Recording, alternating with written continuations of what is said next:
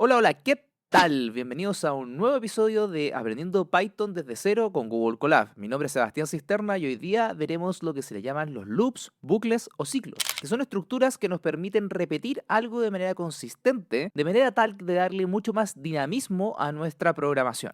Para ello hoy día vamos a ir a ver una pequeña presentación porque estos conceptos en general son bastante complejos de entender. Entonces, antes de meter siquiera una línea de código, vamos a gastar un poco de tiempo tratando de entender para qué se usan y cuál es su estructura, de manera tal que sea un poquito más difícil de procesar. En mi experiencia haciendo clases en distintas instituciones, esta es una de las cosas que les cuesta más a los nuevos estudiantes, puesto que es una abstracción que no es tan natural del lenguaje. Por lo tanto, es probable que tengas que repetir algunas partes de este video y es completamente normal, no te preocupes. Para ello vamos entonces a ir a hablar primero de lo que tiene que ver con qué son estos loops, ¿ya? Son básicamente una estructura de control, como se le llama dentro del mundo técnico, que permite ejecutar repetidamente algo mientras se cumpla una condición. Python tiene dos principales tipos de loops, hay otros que tienen subtipos, vamos a hablar un poquito de eso más adelante, pero esencialmente siempre hablamos de dos, el ciclo o bucle o loop llamado for y el ciclo, bucle o loop llamado while. O sea, uno es para o por, que podría ser la traducción desde el español, o sea, pero desde el inglés al español, o while, que es mientras algo suceda. Vamos a ver que esa diferencia semántica también nos ayuda a entender cuándo se aplica uno por sobre el otro, ¿ya? Son estructuras que no siempre funcionan para los mismos casos de uso. Para entender a grandes rasgos la utilidad de cada uno de ellos, vamos ahora a ver en pantalla los principales puntos que los diferencian. El for itera, vamos a llamar iteración cuando empieza a hacer una parte de la repetición, ¿ya? Por ejemplo, si yo te digo hola, hola, hola, hay una iteración de hola, la segunda iteración de hola y la tercera iteración de hola. Así se ocupa esa palabra. El for itera o repite durante elementos finitos. Eso quiere decir que yo conozco la cantidad de veces que voy a lograr hacer algo. Ojo que puede ser que esté expresado, pero es conocido. Por ejemplo, supongamos que estamos viendo que vamos a saludar a todas las personas que están dentro de un vehículo, ¿ya? De un coche, un auto, como le digan en tu país. Y en ese vehículo hay 6 personas, pero yo no lo sé. Yo solamente dije, voy a saludar a cada una de las personas que están en ese vehículo. La cantidad de gente que hay en un vehículo es finita, se sabe cuántos pueden haber. Y en ese momento quizás yo no lo conozco, pero podría expresarlo en algo como la cantidad de personas que están en ese vehículo. Y va a ser un número determinado que de alguna manera se puede llegar a calcular, ¿ya? Entonces, por ejemplo, si yo quiero hacer un saludo para cada uno de ellos, probablemente lo haría en un for. ¿Por qué? Porque sé que esa cantidad se puede llegar a calcular. Tienen un fin claro, es decir, cuando el for se termina, el for se hace desde inicio a fin, el fin llega con una expectativa, o sea, yo sé que va a terminar, ¿ya? Y recorre cada uno de los elementos que sean elegibles para esto. O sea, por ejemplo, digo, todas las personas de este vehículo va a la persona uno, persona 2, persona 3, persona 4 y persona 6. Por el otro lado, el while es el opuesto de este espectro. Itera indefinidamente hasta que una condición se cumple. Es decir, por ejemplo, supongamos que yo digo, mientras esté pasando un vehículo por la carretera, yo le voy a cobrar peaje. ¿Cuántas veces voy a cobrar peaje? No tengo idea, porque no hay una cantidad conocida de vehículos que van a entrar en ese día. Pero sí sé que van a ocurrir siempre que pase ese evento, ¿cierto? Entonces, while es una condición que va a seguir ocurriendo hasta que yo setee una condición de fin. Es decir, a diferencia del for, que tiene un claro fin, este no tiene un claro fin, ¿ya? Tiene una condición que eventualmente va a gatillar su fin, pero no sabemos si eso va a pasar en la iteración uno, en la 1000, en la 10.000, etcétera. Y lo que el while no necesita tener que ir en cada uno de los elementos. Quizá incluso puede ser que el while nunca se ejecute, ¿ya? Entonces vamos a ver esto durante la clase y vamos a ir colocando algunos ejemplos para que esto empiece a quedar cada vez más claro. Vamos a partir con la estructura del for, ¿ya? Cuando vayamos a programar van a darse cuenta de que como el for es finito, necesita dos elementos, ¿ya? Yo escribo for y después pongo un nombre distintivo del elemento singular. En este caso le puse i, que es una nomenclatura que se suele ocupar mucho en otros lenguajes, ¿ya? En Python vamos a ver que muchas veces acá le colocamos un nombre un poquito más descriptivo, que sería mi recomendación, dependiendo del contexto, pero el i es bastante común de ver en la documentación y esa i viene de índice, de index, ¿ya? Entonces, para el índice determinado, en un rango de 5 números, imprime el número i. ¿Qué va a pasar acá? Si se acuerdan bien de las clases anteriores, los índices en Python parten desde el cero. Por lo tanto, ¿qué es lo que va a suceder allí? Va a imprimir el valor i, que al principio es 0, después el valor 1, después el valor 2, y así sucesivamente hasta cuando llega al valor 4. ¿Ya? O sea, son 5 elementos: 0, 1, 2, 3, 4. Cada vez que ocurre una iteración, es decir, cada vez que el for o el código que depende del for aquí se completa, el índice aumenta al siguiente o pasa al siguiente elemento de esta lista de números que está acá.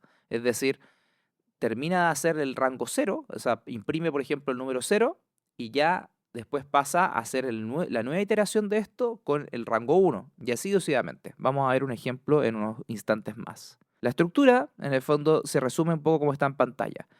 Parto con la palabra for, que cuando lo escribamos van a ver que tiene un color bastante distintivo, morado intenso o púrpura intenso. Yo digo, le establezco un nombre acá del elemento singular y después el nombre de la colección donde está ese elemento. Y después coloco una tabulación, como siempre en Python, a diferencia de otros lenguajes que ocupan brackets o paréntesis, para poder delimitar qué es lo que está dentro del for. Acá ocupa una tabulación, de la misma manera que vimos en la clase de condicionales. Por lo tanto, todo el código que acá dice código a ejecutar depende de lo que está arriba en un nivel menos de la tabulación, es decir, en donde parte dice for. Mientras que el while es, recuerden, un bloque de código que se ejecuta mientras la condición sea verdadera, ¿ya? No tiene un fin claro. Vimos en el ejemplo anterior, por ejemplo, que había una lista que iba desde el 0 hasta el 4. El fin claro es cuando se termina esa lista, es decir, cuando llegamos al elemento 4. En cambio, el while no sabemos cuándo realmente se va a detener, a menos que coloquemos una condición. Es decir, no necesariamente tiene un claro término, puede seguir indefinidamente hasta bastante tiempo, digamos, ¿ya? Cuando la condición es falsa, eso sí, ahí el loop se detiene. Es decir, tenemos dos partes del while. Una parte en la cual hablamos de la nomenclatura, es decir, while, y luego viene una condición. Por ejemplo, en el código que está acá de ejemplo dice, mientras el inventario sea mayor a 0, voy a ir y te voy a preguntar la venta. ¿Cuántos pares de zapatos se vendieron en esta transacción? Esto es parte del ejemplo que vamos a ir a ver en los ejemplos que siempre le adjuntamos a las clases. Entonces, ¿cómo es la nomenclatura? Tenemos la palabra while y tenemos la condición que tiene que cumplir, ¿ya? Ustedes dicen, oye, pero las condiciones me suenan de otra clase. Sí, cuando hablamos del if, el if también ocupa condiciones una junto con la otra. Es decir, acá tienen que haber las mismas cosas que vimos en la clase de condicionales. Mayor, mayor igual, menor igual, distinto igual. Todas las cosas que puedan evaluar si algo se cumple o no. Y luego tenemos la tabulación, que al igual que el for, cumple esta característica de dejarlo anexado a la estructura que está arriba, que en este caso es un while, y después el código a ejecutar cuando la condición es cierta. Es decir, mientras esta condición lógica que está arriba se cumpla, voy a ejecutar el código de acá, ¿ya? También existe de alguna manera, tener algún freno de mano, ¿ya? Que es esta cosa que estamos poniendo acá, de que ponemos que, oye, si se cumple alguna otra condición, vamos a romper el ciclo, ¿ya? Eso lo vamos a ver más adelante en la clase, no se enreden con esto ahora, pero si alguna vez, si ustedes vienen de otro lenguaje de programación y escucharon algo como el do while, esta es la manera en que Python resuelve eso, ¿ya? Es una estructura que no, el do while es una estructura que no existe en Python y por lo tanto hay que tratar de replicarla. Esta pequeña condición que colocamos al final, de alguna manera trata de cumplir ese rol. Ok, entonces vamos a ver unos ejemplos más en detalle para poder ir viendo qué es lo que pasa con el código. Esto va a pasar muy rápidamente cuando nosotros lo ejecutemos. Nosotros no vamos a poder ver este nivel de detalle. Entonces acá les voy a simular un par de situaciones para que vayamos viendo cómo Python va resolviendo cada uno de estos ciclos. Entonces vamos a partir con el while. Fíjense que acá en la pantalla ahora tengo tres columnas. Uno es la columna del código, es decir, esto es lo que ustedes escribirían en Google Colab, en su entorno de Python, etc. Después tengo una columna que dice output, es decir, cuál es el resultante de este código. Y acá en la última columna tengo algo que dice variable, en este caso dice i igual a 0, y vendría siendo equivalente a lo que ustedes podrían encontrar en el inspector de variables de Google Colab, es decir, cuál es el estado actual al momento que está corriendo el código. El código, como hemos visto antes, se corre desde arriba hacia abajo. Entonces van a ver que esta flechita púrpura que tenemos acá al costado nos va a indicar en qué parte del código estamos procesando ahora. Entonces, vamos a partir con este código. Este código va a definir que i, el índice, es igual a 0. ¿Y qué viene después? Dice, cuando i sea menor que 10, voy a imprimir el número que es el que tiene i en este momento. Y luego, antes de salir de este código, voy a ajustar el valor de i. Es decir, ¿qué voy a hacer acá? Voy a sumarle 1 a el i que venía en el inicio. Entonces, vamos a ver lo siguiente. Cuando yo apriete ahora la siguiente slide, van a ver que la flecha cambia a la siguiente ejecución y nos va a ayudar a entender en qué parte de la ejecución de este loop, ciclo o bucle está ahora el código operando. Entonces, si yo sé que i es igual a 0, voy a ir y voy a decir while y voy a evaluar esa condición. Esa condición entonces tengo que hacer cambiar la i por un 0. Bien. ¿Es 0 menor que 10? ¿Qué dice el público? Sí, es así. Y fíjense que ahora quedó en true. ¿Por qué está la T en mayúscula? Si ustedes van a clases pasadas, sabrán que esa es la manera de Python de enunciar que algo se cumple, que es verdadero, es una variable booleana. ¿Ya? Entonces, ahora se quedó evaluado como si fuera verdad. Y dado que es verdad, el while dice, ok, anda dentro de mi estructura y ejecuta el código que está ahí. Entonces ahora vamos a entrar. ¿Por qué entramos? Porque la condición era verdadera. Ojo, cuando la condición es falsa, esto no se ejecuta y se tendría que salir de aquí. Vamos a ver cuando se termina el ciclo que eso ocurre. Ok, entonces, while true, entro a la estructura de código y dice imprime i. ¿Cuál es el valor de i? Sabemos por lo que dice acá al lado que el valor actual de i es 0. Por lo tanto, va a imprimir 0. Y ahora yo en esta parte de mi pantalla vería el número 0 aparecer. Es decir, a esta columna que dice output, ahora tiene el número 0. Ok. ¿Se termina aquí el while? La respuesta es que no se termina aún el while. ¿Por qué? Porque hay líneas de código que dependían de haber entrado en esta estructura. Entonces, lo primero que fue imprimir y ahora voy a ir a ajustar el valor. ¿Cuál va a ser el nuevo valor? Va a ser el valor actual de i, que es 0, más 1, por lo tanto eso va a ser 1. Y ahora la variable i ahora cambió a ser 1. Ok, perfecto. ¿Qué es lo que va a suceder ahora? Ya hice el primer ciclo del while. Era verdadero y recorrí por ende que era verdadero, recorrí toda la estructura hacia abajo. Cuando termina de correr esa estructura, esta es la magia de los ciclos, va a volver.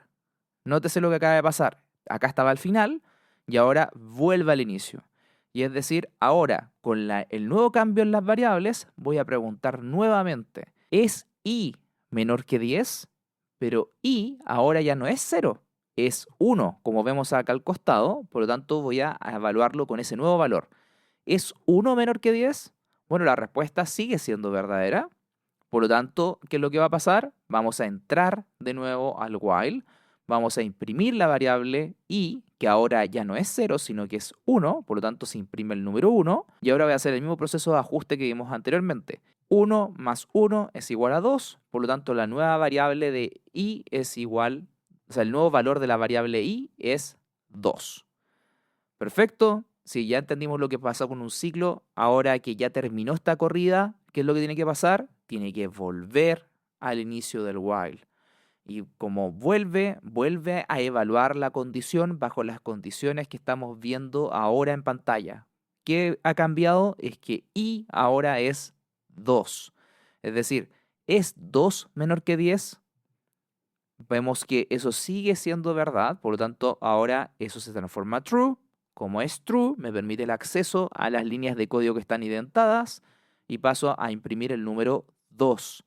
Se imprime, se cumplió esa acción, pasamos a la siguiente línea, que es el ajuste.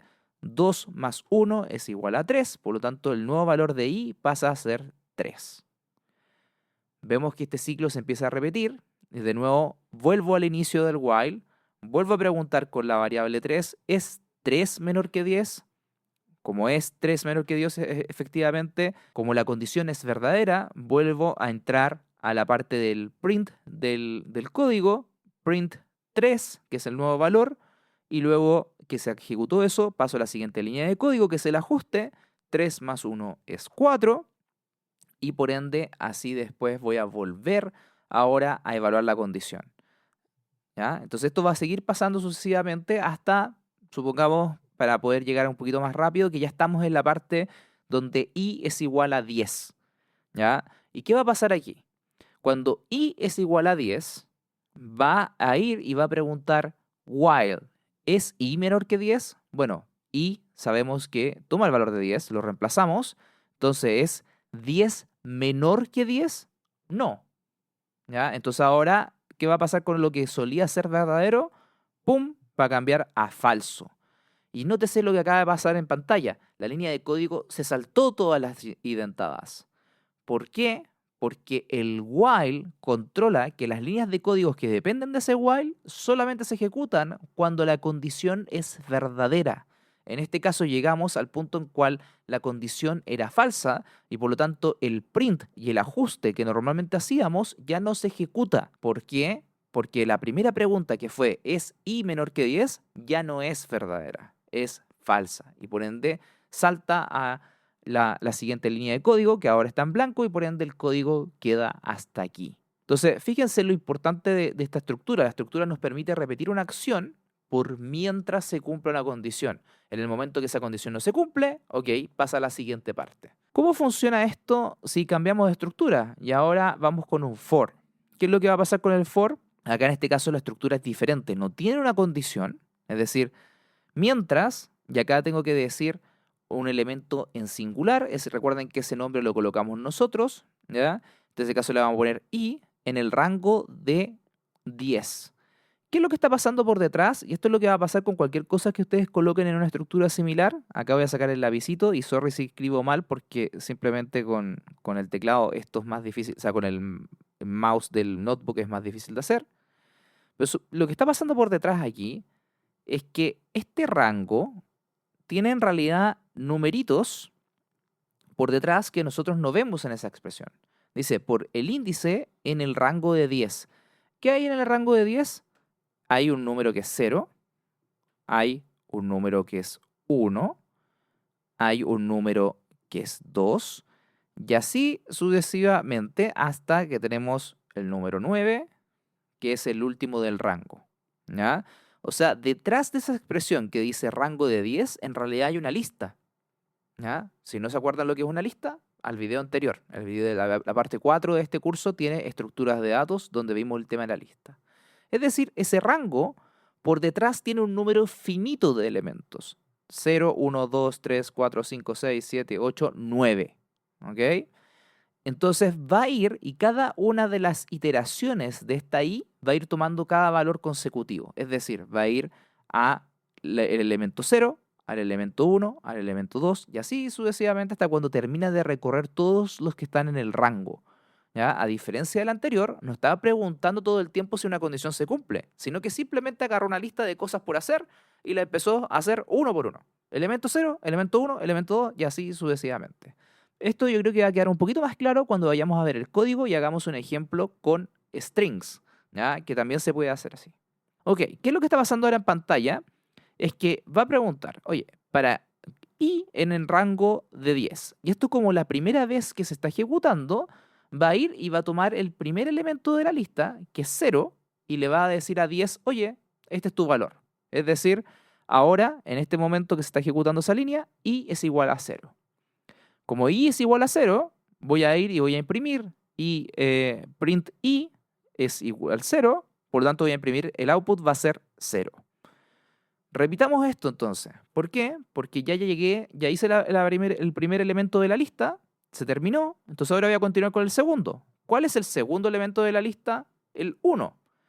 Ya así sucesivamente voy a ir siempre al inicio del código. El inicio va a tomar el siguiente elemento, 2, luego el elemento 3, luego 4, luego 5, así, y va a ir básicamente agarrando este rango y va a ir cumpliendo las distintas partes de ese rango. Y va a repetir este ciclo hasta que llegamos aquí, ¿ya? En este caso, ¿qué pasó con el rango? El rango, recuerden, iba desde 0 hasta 9. Cuando ya imprimió el 9, que es el último, ya terminó su lista. Terminó su lista finita de cosas y por lo tanto ya se puede ir a su casa. Terminó su día de trabajo y por lo tanto aquí ya se sale del ciclo y como no hay nada, se acaba el código. Entonces, son dos ciclos que te permiten repetir. Esa es la gracia. Los ciclos, loops o bucles te permiten repetir. La diferencia es cómo repiten. Vayamos al código. Por ejemplo, este cuaderno que está acá es el que van a encontrar ahí, que explica un poco lo que estamos viendo ahora con más detalle, ¿ya? Si es que lo quieren ocupar para estudiar. Y en particular lo del ciclo do while que les comenté delante, en cual se ocupa la instancia de break, también está más explicada acá. Pero dado que queremos ver cómo se hace en código, vamos a partir con este que está en limpio. Ok, entonces vamos a ver el ciclo for, como lo vimos recién. Entonces, ¿cómo partía el ciclo for? Con la palabra for. En el momento que yo tipié for, fíjense, si yo empiezo a tipear F, está en negro, O está en negro y termino la R y pasa a púrpura. Es decir, la reconoce como una palabra especial. Y aquí vamos a colocar algún nombre distintivo. Por ejemplo, si para no ocupar el mismo que vimos recién en la slide, le voy a poner for índice.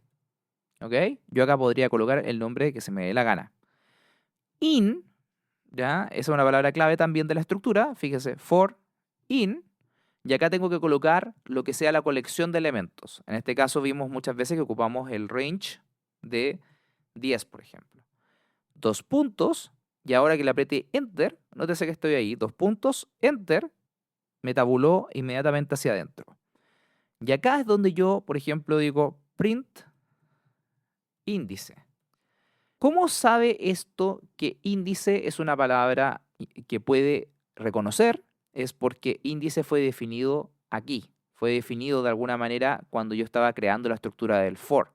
No está definido en ninguna otra parte más del código, sino que está definida aquí. Es decir, cada uno de los elementos de esa colección que estoy colocando acá está definido temporalmente por el índice. Una vez que ese índice se completa, pasa al siguiente elemento de la lista, al siguiente elemento de la lista y siguiente elemento de la lista. ¿Ya? Entonces voy a ejecutar ahora. Recuerden que la primera vez que ejecuto, esto se demora más porque se conecta a los servidores de Google y por lo tanto la primera vez se demora un poquito más. Si ustedes ya se conectaron como en preparación de la clase, seguramente les salió anticipadamente. Entonces fíjense que pasó lo mismo del ejemplo. Esto terminó generando los 9 números. En el ejemplo vimos que esto se iba construyendo secuencialmente. Acá sucede tan rápido, en solamente 0 segundos, que no alcanzamos a que nos pueda desplegar alguna animación de esto, ¿ya? Pero si yo quizás, déjame ver si puedo hacer esto. Entonces, por ejemplo, voy a hacer un pequeño cambio aquí en el código para inducir artificialmente una función que se llama time.sleep, que lo único que hace es introducir una demora. Y le voy a poner creo que son milisegundos o segundos, no me acuerdo. Segundos me parece.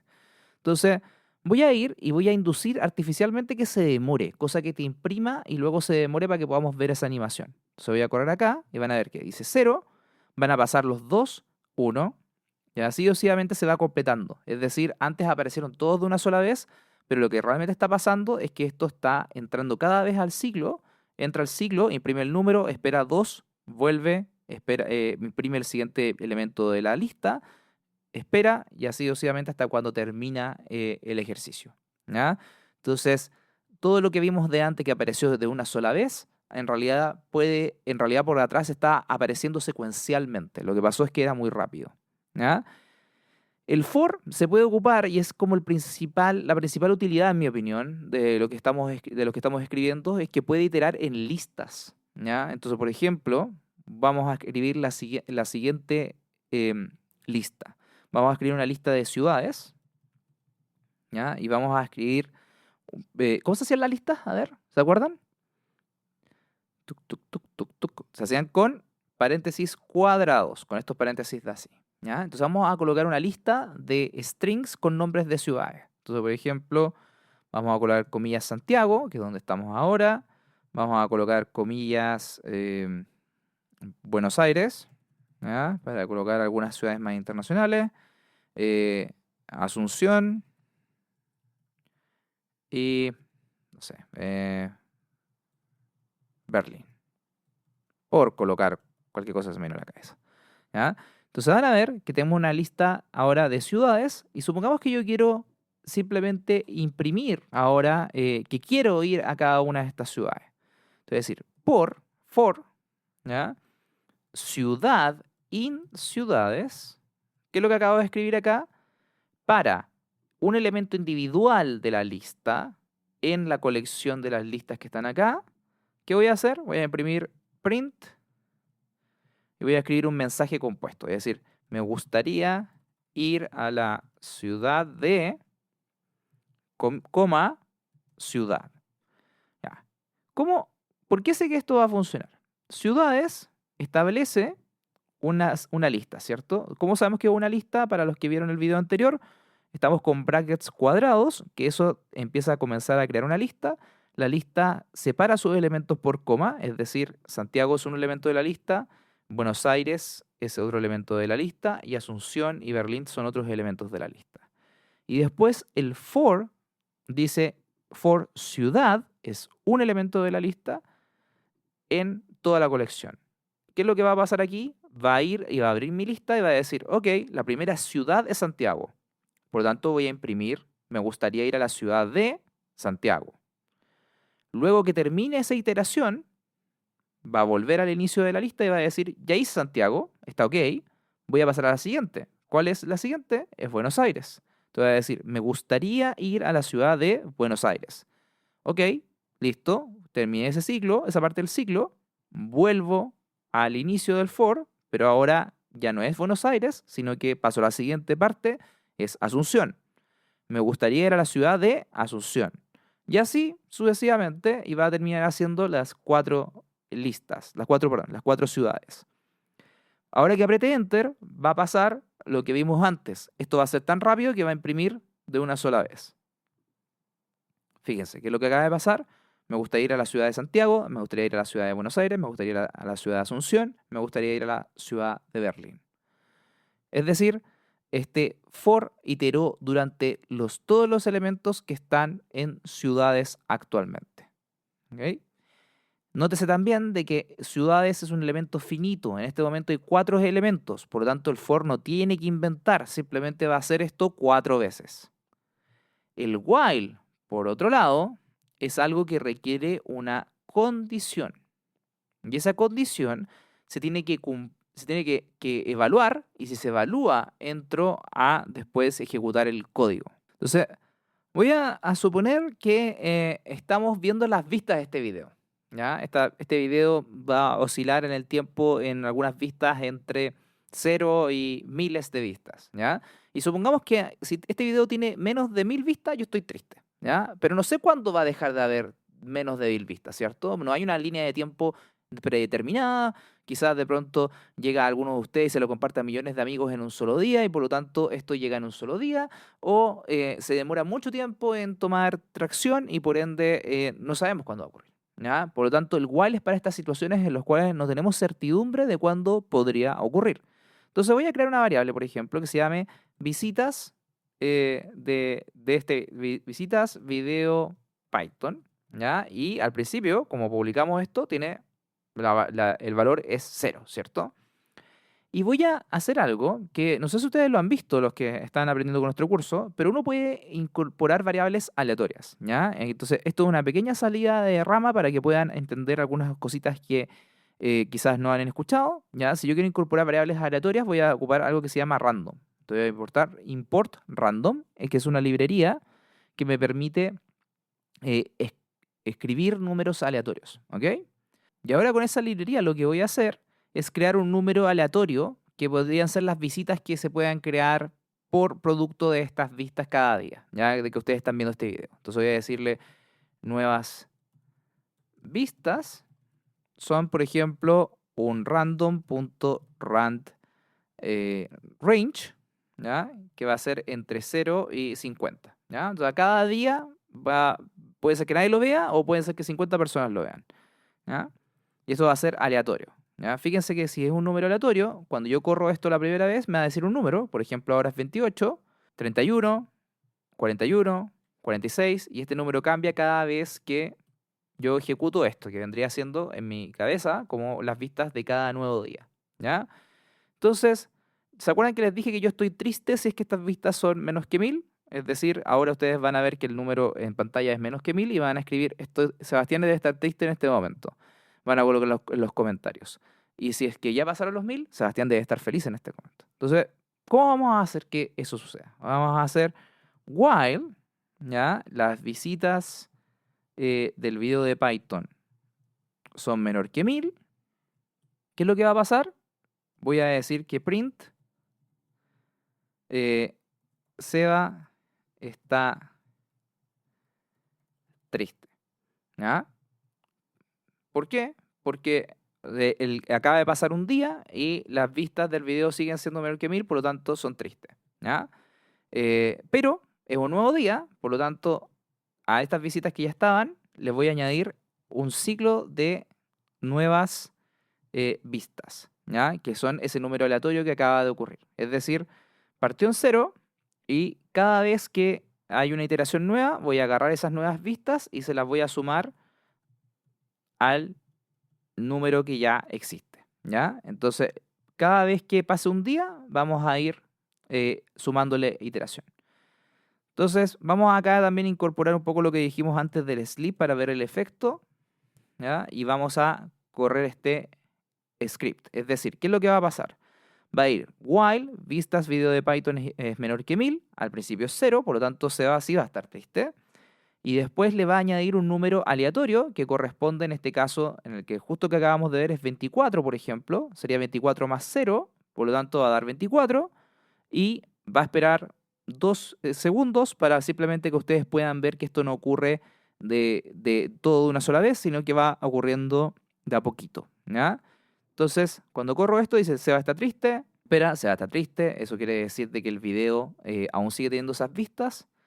¿Sabes qué? Voy a pararlo un poquito acá y les voy a decir acá en qué día estamos, ¿ya? O sea, cuántas vistas tenemos ahora, ¿ya? Vistas igual, eh, y acá voy a añadir la variable con los fstrings, que si no se acuerdan de eso, van a poder ir a una clase pasada, ¿ya? Esta estructura que estoy colocando acá es algo que se llama formatted strings, que lo explicamos hace unas clases atrás, y me permite incorporar esta variable visitas video de Python en este texto, ¿ya? Entonces vamos a correr esto de nuevo, voy a asegurarme de que las visitas volvieron a estar en 0 y voy a correr esto de nuevo, ¿ya? Seba está triste, tengo 0 visitas, obvio, ahora me añadió 24 al azar, 24 de nuevo al azar, 48 y así sucesivamente. ¿Por qué fue al azar? Porque el S24 se calculó aquí, ¿ya? Si lo quiero hacer más aleatorio, tengo que calcular siempre las visitas antes de poder iterar. Entonces está añadiendo de 24 en 24, 24, 240, y así sucesivamente. Y esto se va a demorar un quilombo. Entonces vamos a cambiar esto para que las vistas, esto sea entre 0 y 100. Y vamos a hacer que el cálculo ocurra aquí, ¿ya? Vamos a eliminar esta línea, y es decir, siempre va a calcular unas nuevas vistas entre 0 y 100. ¿Ya? 360, porque tomó el número que estaba antes. Entonces, ¿qué cambio le hice ahora al código? Voy a hacer que las nuevas vistas partan en 0 y vamos a iniciar y que las visitas del video también partan en 0. Y ahora vamos a iniciar. Las vistas son 0 al inicio, por supuesto, después se añadieron 97 al azar, después se añadió un poquito más al azar, y así sucesivamente siguen pasando los días en que este video no llega a las 1000 vistas, y eventualmente, después de varios días, esto ya se va acercando cada vez al mes, ¿ya? Fíjense que lo que está pasando cada vez que se ejecuta esto es que entra aquí, evalúa si son menos de 1000, y si son menos de 1000, dice que se va a estar triste, nos imprime la cantidad de visitas actuales, que según estos van como 778, ¿ya? Y así sucesivamente, y estamos ya casi llegando al 1000. Cuando lleguemos al 1000, el código se va a detener, que fue lo que pasó ahí, ¿ya? ¿Por qué se detuvo el código? ¿Alguna idea? Porque hicimos esto, luego ajustamos, llegó a 1000 y después ya no hizo ninguna cosa más. No hay ninguna otra acción más que esperar que se termine el código. ¿Cómo podemos corregir eso? Por ejemplo, podemos colocar un print acá para que nos dé la conclusión. Ahora, después de que se terminó el ciclo, vamos a decir que Seba está contento. ¿Por qué? Porque las vistas llegaron a, y acá voy a colocar el número que tenga en ese momento. Visitas, video Python. ¿Ok? Entonces, ¿qué va a pasar con el nuevo código? Va a iniciar las vistas en 0, va a iniciar las vistas del video general en 0, y luego va a decir, mientras las vistas sean menor que 1000, Seba está triste. La primera vez va a estar triste sí o sí, ¿ya? ¿Por qué voy a estar triste? Porque las visitas tienen 0. Y después va a calcular un número entre 0 y 100 vistas y los va a ir añadiendo, simulando un poco lo que pasa cada día, cada semana con este video. Entonces, vamos a recordar de nuevo. Obviamente, Seba está triste en las vistas 0, Seba está triste en las vistas 34, y así empieza a añadir un número aleatorio cada vez. ¿Ah? Acá añadió 0, ese fue un mal día. ¿Ah? Lo importante de la línea que acabamos de colocar ahora, fíjense que esta no está identada, es decir, esta línea va a procesarse una vez que el while haya terminado. Fíjense que hasta el momento no estoy contento, no sale ninguna vez que Seba está contento porque aún está atrapado dentro del while. ¿Ah? Y ahí estamos casi llegando, fíjense que ya estamos en 800 y algo, 945, 983 o 996, y ahora sí. ¿Va? Fíjense que acá en el 996, ¿qué pasó? Llegó a 996 aquí, le añadió una cantidad de vistas, volvió a preguntar, ¿está el video en menos de 1000 vistas? Y le dijo que no. ¿Por qué? Porque llegaron a 1011. Entonces dijo, ¿es 1011 menor que 1000? No, y por lo tanto ya no entra a estas líneas que están aquí, sino que parte acá, al final. Y dice, Seba está contento porque las vistas llegaron a 1011. Así sucesivamente se puede ejecutar este ciclo más veces, podemos volver a intentar este ejemplo y como es un número aleatorio, la cantidad de iteraciones va a volver a variar, pero fíjense que lo que hicimos acá es que hay una serie de líneas de códigos que solamente se ejecutan si el video aún está en esa condición. A diferencia del for, para que lo recuerden, esa es la principal diferencia entre estas dos estructuras, el for tiene una lista finita de cosas, ¿ya? Es decir, hay 4 ciudades, hay 5 días, hay 9 estudiantes, hay 10 personas en un auto, así sucesivamente, mientras que el while, acá no tenemos idea de cuándo iba a gatillarse la condición. Acá pasaron, por ejemplo, algo así como 20 días o 20 semanas o 20 iteraciones, pero podría haber pasado 10, pueden haber pasado algún otro número, pueden haber pasado muchas más, por ejemplo, si hubiéramos estado más cercano al 1 o al 0 cada vez que esto se ejecutaba. Entonces, no sabíamos y por lo tanto, cuando uno no sabe exactamente cuántas veces se va a lograr hacer esta iteración, es mejor hacer un while. Dicho eso, hasta acá voy a dejar lo que estamos viendo del video, para que ya vieron los dos ciclos. Hay un ejercicio que tiene que ver con cómo podemos manejar inventario en un negocio que vamos a ver en nuestra comunidad de School. Así que si te interesa ver un ejercicio de cómo aplicar esto a un problema real, anda a nuestra comunidad de School donde podemos ver ese y los otros ejercicios que hemos visto hasta el momento en este curso. Si te gustó este video, recuerda darle like, suscribirte y seguirnos en las redes sociales que precisamente vas a poder encontrar tanto en este video como en cada cuaderno de School, en cual podrás conectar con nosotros en distintas plataformas como YouTube, LinkedIn, Instagram, etc. Mi nombre es Sebastián Cisterna y esto fue Bucles. Nos vemos en el siguiente video.